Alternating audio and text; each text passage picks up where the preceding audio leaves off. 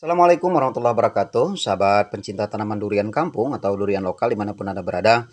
Dengan harapan semua dalam keadaan sehat walafiat, tak kurang satu apapun diberikan kemudahan oleh Allah Subhanahu wa Ta'ala, dimanapun saudara-saudara beraktivitas. Dan pada hari ini saya coba, karena ada permintaan dari rekan-rekan di YouTube, saya disuruh memasak ikan dengan menggunakan campuran durian yang masih segar.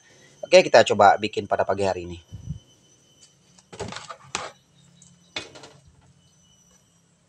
Pertama, ikan yang memang udah kita persiapkan. Kedua, ini masukkan minyak makan sedikit hanya untuk mematangkan cabai. Nah, ini cabai yang udah kita blender. Sebenarnya cabai ini lebih enak ditumbuk ya. Ditumbuk biar lebih terasa aromanya. Nah, ini durian yang masih segar, kira-kira ada beberapa biji. Kemudian durian ini harus kita kasih gula terlebih dahulu. Kita kasih gula kurang lebih ya seginilah, 1,5 sendok gula pasir seperti ini, supaya aromanya lebih terasa. Kalau nggak kita kasih gula, aromanya nggak terasa. Kemudian kita kasih air yang sudah mendidih.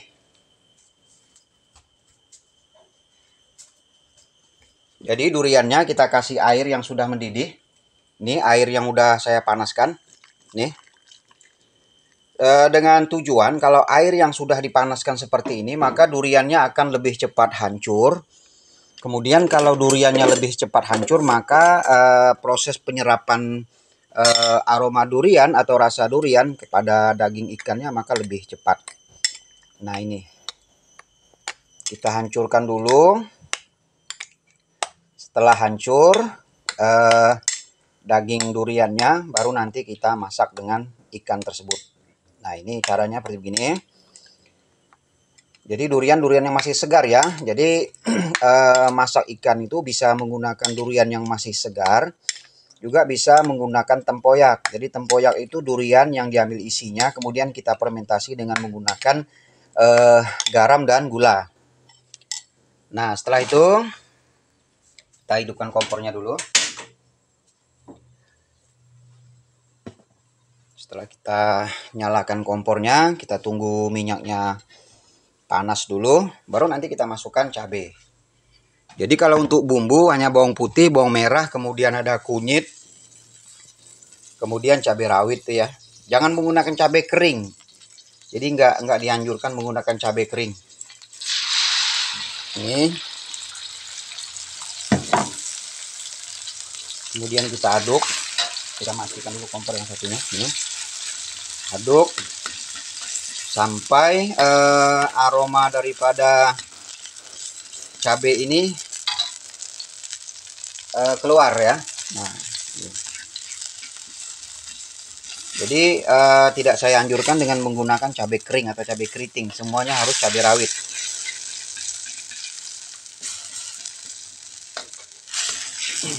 Ini kita biarin dulu. Nah, sampai dia mendidih. Kemudian biasa kalau kita blender cabai kita kan pakai air. Nah, makanya harus syarat utamanya air dari penggilingan itu sudah kelihatan kering dulu, sehingga betul-betul cabai murni.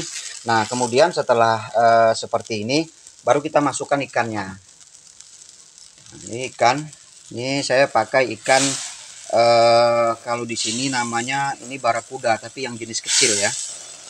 Jadi sering juga disebut namanya ikan kacang-kacangan di sini. Jadi mungkin di daerah saudaraku sekalian berbeda nama ikan. Itu juga enggak jadi persoalan. Yang penting cara memasaknya seperti ini. Nah, ini. Jadi kalau memang kita bisa makan yang pedas, maka lebih pedas lebih baik. Jadi ketika kita masak seperti ini, aroma rasa pedasnya ada, kemudian rasa manisnya juga ada. Ini kita masukkan lagi karena kurang, takutnya kalau masakan seperti ini anak-anak biasanya di rumah demen. Setelah seperti ini, lalu masukkan ini. Nih, masukkan. Jangan kita kasih air dulu. Biarkan bumbu menyatu dengan durian ini. Nih.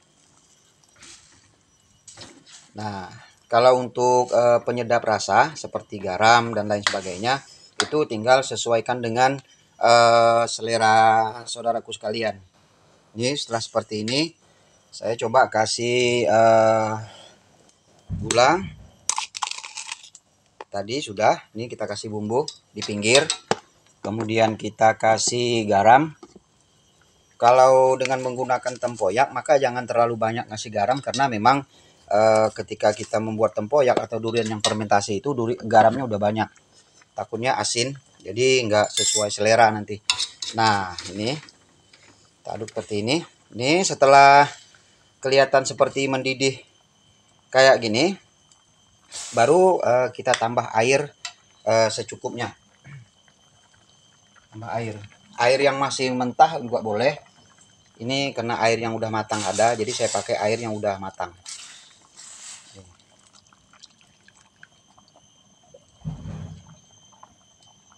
Nah, seperti inilah proses pembuatan masak ikan dengan menggunakan durian yang masih segar. Jadi durian itu yang masih segar kita ambil isinya, kemudian kita bikin masakan seperti ini. Kemudian apalagi ikan yang dari sungai gitu ya, itu lebih enak.